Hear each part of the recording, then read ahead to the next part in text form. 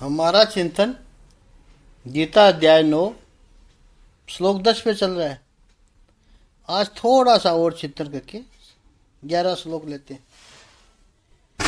प्रभु कहते हैं लोग मेरी शरण में मुख्यतः 3 कारण से नहीं आते। अर्जुन 3 प्रकार की प्रमुख मिसअंडरस्टैंडिंग है, मिस कॉन्सेप्ट्स या गलत फहमियाँ है। जब भी भगवान का विषय आता है ये सामने आती हैं। सबसे पहली मिसअंडरस्टैंडिंग बताई, लोग समझते हैं भगवान मनुष्य के रूप में आते हैं तो भगवान नहीं है, मनुष्य ही है, साधारण मनुष्य ही है। कईयों ने ऐसे सुना, उनको ऐसा ही समझा, उनको हमेशा एक साधारण मनुष्य के रूप में माना है। और कई बार बोलते भी है भगवान मनुष्य के रूप में आए तो ये मनुष्य ही है। इस प्रकार की गलतफहमी रहती है। और दूसरी मिसअंडरस्टैंडिंग भगवान समझाते हैं कि अर्जुन, लोग समझते हैं मैं और अन्य देवता में कोई अंतर नहीं है, तो लोग सोचते हैं कि वो किसी भी देवता की पूजा पाठ करेंगे हमें फल वैसा ही मिलेगा। भगवान कहते हैं फल तो अवश्य मिलता है और वो मैं ही देता हूं, और वो भक्ति भी आखिर में जाके मेरे पास ही मिलती है, वो तो माध्यम बन जाते हैं। और तीसरी गलत फहमी जो लोगों को होती है, वो कहते हैं कि प्रकृति तो सर्वश्रेष्ठ है, कर्म भी सर्वश्रेष्ठ है, भगवान सर्वश्रेष्ठ नहीं है। इस प्रकार की गलत फहमी सब दूर करते हैं। और दूर करते हुए प्रभु आगे के श्लोकों में इसका वर्णन करेंगे कि इस प्रकार की गलतफहमी सही नहीं है। अर्जुन मेरा स्वरूप है, मैं इस प्रकृति का मालिक हूं। विराट रूप मेरा सूत्र नहीं है, विराट रूप मेरे द्वारा आया है। अन्य सभी प्रकार के देवी देवता मेरे ही अंश है। इन सब प्रश्नों का जवाब भगवान श्री कृष्ण आगे के 25 श्लोक तक देते हैं। तो अभी तो 11वां श्लोक ले लेते हैं। 11वें श्लोक का 9वें अध्याय के 11वें श्लोक का एक एक चरण लेते हैं, तब ये बात और स्पष्टता से सामने आएगी। अवजानन्ति माम मूढ़ा मानसीन तनुमाश्रितम् परमं भावं जानन्तो मम भूतमहेश्वरम्। मम भूतमहेश्वरम्। जब मैं मनुष्य रूप में अवतरित होता हूं तो मूर्ख मेरा उपहास करते हैं। वे मुझ परमेश्वर के दिव्य स्वभाव को नहीं जानते हैं। ये इसका शाब्दिक अर्थ है। किस प्रकार के लोग मेरी शरण में नहीं आते हैं? भगवान कहते हैं कि मैं समग्र सृष्टि में व्याप्त हूं, जीव मात्र में हूं और नहीं भी हूं। समग्र सृष्टि मुझ में है, मैं उसमें नहीं हूं। बड़े सुंदर सिद्धांत समझाया प्रभु ने कि इस समग्र सृष्टि का प्राणी मात्र का सृजन भी करता हूं, पालन भी करता हूं, और प्रकृति मुझ में ही आकर लीन होती है। फिर कल्प का आरंभ होता है तो मैं ही पूरी सृष्टि का पुनः सृजन करता हूं। ऐसा पुनः पुनः बारंबार मैं करता रहता हूं। तो ये जो खेल है, ये लीला है, मेरी अविरक्त रूप से चल रही है। अब भगवान कहते हैं कि करता हूं कह रहा हूं, तो कोई ये न समझे कि दिन भर जैसे कोई कुम्हार मटके बनाता होता है, ऐसे प्रभु भी कुछ सृजन कर रहे हैं, किसी को संभाल रहे हैं, किसी का विसर्जन हो रहा है। भगवान कहते हैं ये मत समझना कि मैं इसी में ही बिजी रहता हूं। मैं तो अपने निज आनंद में मग्न होता हूं। ये सब करना नहीं पड़ता है, ये सब हो रहा है अपने आप। मया अध्यक्षेण प्रकृति ही, जो प्रभु ने 10वें श्लोक में कहा, बस मेरी अध्यक्षता में ये प्रकृति में सब हो रहा है। और इसी हेतु से पूरा जगत परिवर्तन निरंतर रूप से हो रहा है। मुझे कुछ करना नहीं पड़ता है, मेरा होना ही पर्याप्त है। I do not do anything, my being is sufficient to make things happen. इतना मेरा सामर्थ्य है। फिर भी भगवान इस 11वें श्लोक में कहते हैं, अवजानन्ति माम मुड्ढा मानु मीन तनु माश्रितम परमं भावम जानन्तो मम भूत महेश्वरम। प्राणी मात्र का ईश्वर, और केवल ईश्वर ही नहीं, महेश्वरम यानी महान ईश्वर। भूत शब्द का अर्थ अच्छी तरह समझ लेना है, पहले भी हमने समझा था।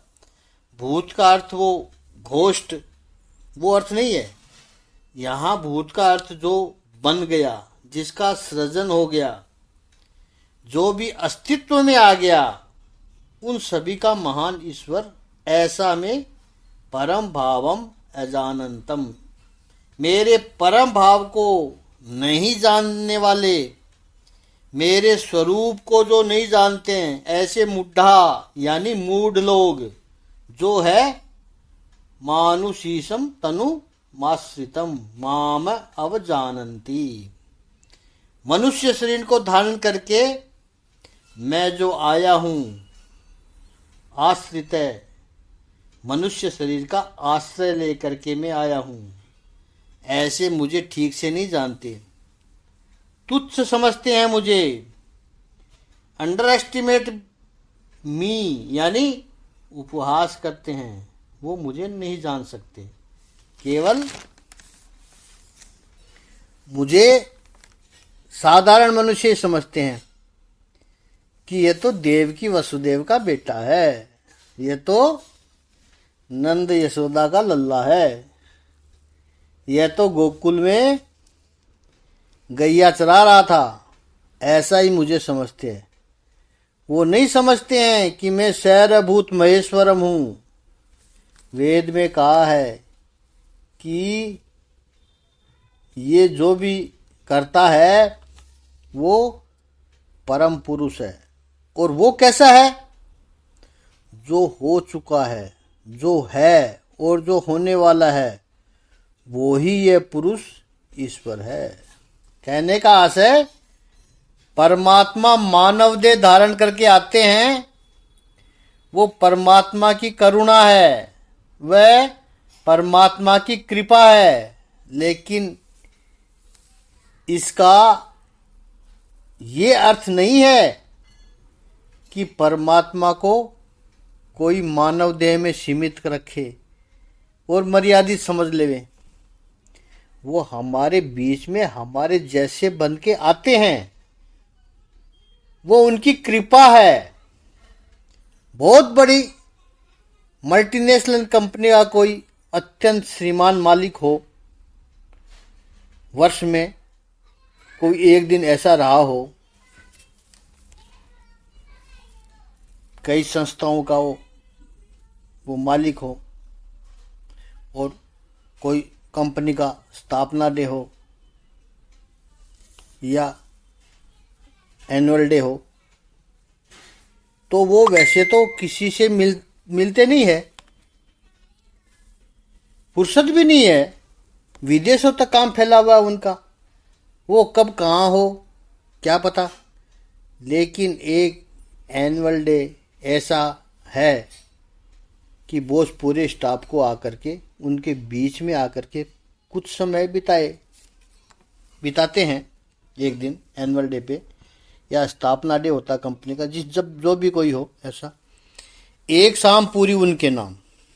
फिर वहाँ कोई संस्कृति कार्यक्रम हो, पूजा हो, वो सबके बीच में बैठकर जो भी आकर के बॉस के साथ बातें करना चाहे, मिलना चाहे, उसके साथ सेल्फी खींचे, जो भी करना चाहे वो सब हो सकता है। वो जो एक शाम 4-6 घंटे मालिक ने, बॉस ने, सुप्रीम बॉस ने कंपनी के बिताए, उसमें कोई कहे बोलो हमारे साथ बैठे थे भोजन करने। अरे भाई, तेरा सद्भाग्य था कि वो तुम्हारे साथ बैठा था। वो मालिक की नम्रता है और हमारा सद्भाग्य है। इस तरह परमात्मा मानव देह धरकर हमारे बीच में आता है। वो हमारा सद्भाग्य है और वो प्रभु की कृपा है। वो कोई कंपल्शन नहीं है कि चलो आना ही होगा उनको। न्यूज में हम देखते हैं कि देखा भी था हमने, काशी विश्वनाथ में जब मंदिरों का भव्य निर्माण हुआ, उस वक्त हमारे लोकप्रिय प्रधानमंत्री नरेंद्र मोदी ने मंदिर के जो कारीगर लोग थे, कार्य करने वाले, उनके साथ बैठकर भोजन लिया था। उनके साथ बैठकर, अब एक प्रधानमंत्री यदि हमारे साथ भोजन ले तो सामान्य कारीगर, उसने तो कहाँ सोचा था? उसने तो यही सोचा था कि काम पूरा हो गया, अब और कई काम करेंगे। ऐसा कभी नहीं सोचा था कि प्रधानमंत्री के साथ भोजन करने बैठने वाले हैं। कितनी आनंद की घटना है। तो विश्व का अधिपति, करुणों का नाथ 125 वर्षों के लिए पूर्ण अवतार धारण करके इस पृथ्वी पर हमारे बीच में आए, वो कितने बड़े सौभाग्य की बात है। लेकिन उस समय भी कुछ लोग ऐसे होते हैं, भगवान श्री कृष्ण जी की उपस्थिति थी तब भी कुछ लोग थे, कंस था, दुर्योधन, शकुनी, जरासंध, ये लोग नहीं समझ पाए। शिशुपाल, जिसने 100 बार अपशब्द कहा भगवान श्री कृष्ण के लिए, वो क्या समझते थे कि ये तो ऐसे ही है? नहीं समझ पाए। किसी भी दिव्य चेतना को पहचानना, उससे लाभान्वित होना, ये बहुत बड़ी समझदारी होती है। चिंतन करेंगे तो पता चलेगा कि इस श्लोक में जो प्रभु बात कर रहे हैं उसका संबंध कहाँ से है। इसका संबंध शुरू में ही पहले श्लोक में प्रभु ने कहा था कि यह ज्ञान मैं तुझे क्यों दे रहा हूं अर्जुन, क्योंकि तू अनसूयवे है, क्योंकि तू गुणों में दोष नहीं देखता है। ये सारे लोग जिनको यहां पर भगवान श्री कृष्ण मूढ़ कहते हैं, वो कैसे मूढ़ है? क्योंकि वो असूयावान लोग हैं। वो भगवान श्री कृष्ण की महानता को समझ ही नहीं पाए। भगवान के गुणों में भी उनको दोष ही दिखाई पड़ा। उनको यहां भगवान कहते हैं ये तो मूढ़ है। क्यों? क्योंकि इन लोगों के लिए ईश्वर कहीं 7वें आसमान पे बैठा है, फिर कहीं या मंदिर की 4 दीवारियों में बंद है। उनकी प्रज्ञा इतनी प्रगतिशील नहीं है कि वो समझ भी सके कि ईश्वर हमारे बीच में हमारे जैसा होकर हमारे साथ संबंध रखता है। और इसमें 2 बातें हैं। एक तो वो लोग ईश्वर की करुणा को नहीं जानते, नहीं समझ पाते, और दूसरे अपने सद्भाव के ऊपर भी उनको भरोसा नहीं है। उनको तो यही लगेगा कि ईश्वर हमारे साथ आ भी सकता है क्या, ईश्वर तो ऊपर है। इसलिए न उनको आत्मगौरव है और न ही उनको ईश्वर की करुणा का पता है। इसलिए ये लोग मूढ़ है। इस मूड शब्द पर और अधिक थोड़ा चिंतन करना बाकी है, वो कल करेंगे, पूरी व्याख्या करेंगे मूड शब्द की, तब जाके ये चीज समझ में आएगी।